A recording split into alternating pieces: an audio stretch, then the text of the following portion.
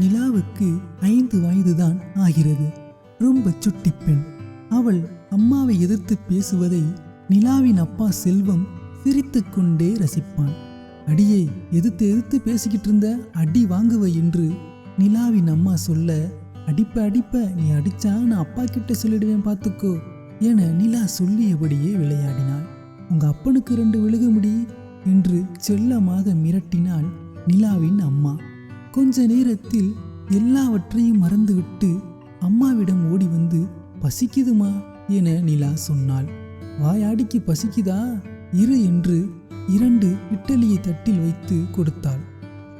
போ, ஊட்டி விடு என நிலா அடம் பிடித்தாள். ஏண்டி, எவ்வளவு வாய் பேசுற, அள்ளி சாப்பிட தெரியாது என்று கன்னத்தில் கிள்ளி கொஞ்சி விட்டு நிலாவிற்கு சாப்பாடு ஊட்டினாள். அதில் 1 இட்லியை மட்டும் சாப்பிட்டு விட்டு ஓடிவிட்டாள். அடியே, 2 இட்லி கூட சாப்பிட மாட்டியா என நிலாவை திரும்பவும் பிடித்து மிச்ச 1 இட்லியை ஊட்டிவிட்டாள். வேணா என அழுதபடியே சாப்பிட்டு முடித்தாள் நிலா. அப்போது நிலாவின் அப்பா குளித்து விட்டு வந்தான். நிலா கண்ணீரை துடைத்து கொண்டிருந்தாள். ஏமா அழுகிற என நிலாவிடம் கேட்டான். அம்மா 2 இட்லியும் பிடிச்சி ஊட்டி விட்டுருச்சுப்பா என அழுதாள். சரி அழுகாத, அம்மாவை அடிச்சிருவோம் என செல்வம் நிலாவை சமாதானப்படுத்தினான். அவ அழுவா, 2 இட்லி கூட சாப்பிட மாட்டான், ஆனால் வாய் மட்டும் நல்லா கிளவி மாதிரி பேசுறா என நிலாவின் அம்மா சொன்னாள். அப்பா பாருப்பா அம்மாவை என சினுங்கினாள் நிலா. ஏய், சும்மா இருடி, பிள்ளைகிட்ட எப்போ பார்த்தாலும் சண்டைக்கு போய்கிட்டு என செல்வம் சொன்னதும் அவன் மனைவி அமைதியானாள். செல்வம் சாப்பிட்டு முடித்து மதிய சாப்பாட்டையும் கட்டிக்கொண்டு தன் மகளையும் கொஞ்சிவிட்டு தன் மனைவியிடம் 2 பேர் சண்டை போட்டுக்காதீங்க என சொல்லிவிட்டு செல்வம் வேலைக்கு கிளம்பினான். நிலாவின் அம்மா சாப்பிட்டு கொண்டிருந்தாள். நிலா அவளுடைய அம்மாவின் அருகில் போய் ஆ என்று சொன்னதும் தன் மகளை வாரி அணைத்து செல்ல குட்டிக்கு ஊட்டும்போது வேணான்னு ஓடுறது, அப்புறம் அம்மா சாப்பிடும்போது ஆ வாங்கிறது என சொல்லிக்கொண்டே நிலாவுக்கு 1 வாய் ஊட்டினாள். 1 வாய் வாங்கிவிட்டு வெளியே விளையாட ஓடிவிட்டாள் நிலா. சாப்பிட்டு முடித்த நிலாவின் அம்மா காய்கறி வாங்க மார்க்கெட்டுக்கு கிளம்பினாள்.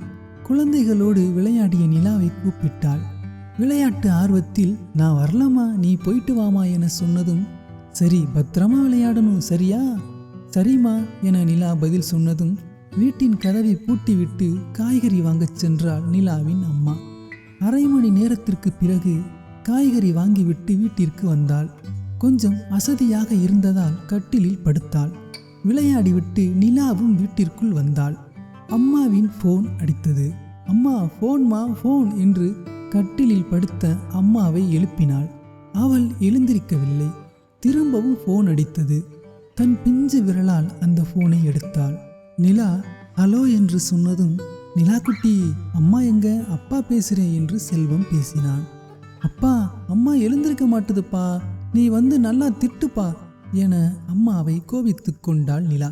சரி பாப்பா, அம்மா கொஞ்சம் தூங்கட்டும், அப்பா கொஞ்சம் நேரம் கழிச்சு ஃபோன் பண்றேன் என்று சொன்னதும், அப்பா சாக்லேட் பா என நிலா சொன்னாள்.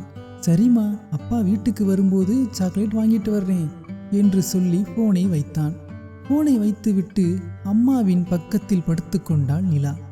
திரும்பவும் 2 மணி நேரம் கழித்து போன் வந்தது. நிலா போனை எடுத்தாள். பாப்பா அம்மா கிட்ட போனை கொடுமா என செல்வம் சொன்னதும், அம்மா என அம்மாவை எழுப்பினாள். அவள் எழுந்திருக்கவே இல்லை. அப்பா அம்மா எழுந்திருக்கவே மாட்டுதுப்பா என நிலா சொன்னதும், இன்னுமா அவங்க அம்மா தூங்குறா, அப்பா ஃபோன் பண்றேன்னு அம்மாவை எழுப்பு என செல்வம் சொல்ல நிலா மறுபடியும் அம்மாவை எழுப்பினாள். அவள் எழுந்திருக்கவே இல்லை. அப்பா அம்மா எழுந்திருக்கவே மாட்டுதுப்பா என நிலா அழ ஆரம்பித்தாள். பதறிப்போன செல்வம் தன் வீட்டுக்கு வேகமாக வந்தான். பதட்டத்துடன் கட்டிலில் படுத்திருந்த தன் மனைவியை எழுப்பினான். அவள் மயங்கிய நிலையில் இருந்தாள். பயந்து போன செல்வம் தன் மனைவியை மருத்துவமனைக்கு கொண்டு சென்றான். டாக்டர்கள் பரிசோதித்துவிட்டு, சாரி சார், உங்கள் மனைவி இறந்து 2 மணி நேரத்துக்கு மேல் ஆகுது, அவங்களுக்கு ஹார்ட் அட்டாக் என்று சொன்னதும் நிலாவை அணைத்து கொண்டு செல்வம் அழுதான். 2 பேரையும் விட்டுட்டு போயிட்டு எடி என்று செல்வம் அழுததும் அந்த மருத்துவமனையில் இருந்த அனைவரும் கண் கலங்கினார்கள். கனத்த மனதோடு தன் மனைவியை வீட்டிற்கு கொண்டு வந்தான். விஷயம் தெரிந்து கொஞ்சம் கொஞ்சமாக சொந்த பந்தங்கள் வர ஆரம்பித்தனர். செல்வம் தன் மனைவியின் அருகில் உட்கார்ந்து அழுது கொண்டே இருந்தான். ஏன்பா அழுகிற? அம்மா தூங்குதுப்பா, அழுவாதப்பா. அம்மா அம்மா அப்பா அழுவுதுமா, எந்திரிமா எந்திரி என நிலா நடப்பது எதுவும் புரியாமல் சொல்லிக்கொண்டே இருந்தாள். கொஞ்ச நேரத்தில் செல்வத்தின் மனைவியை இறுதிச் சடங்கிற்காக எடுத்துச் சென்றார்கள். அம்மாவை எங்க தூக்கிட்டு போறீங்க என பின்னாலேயே ஓடியவளை நிலாவின் பாட்டி அரவணைத்து கொண்டு அழுதாள்.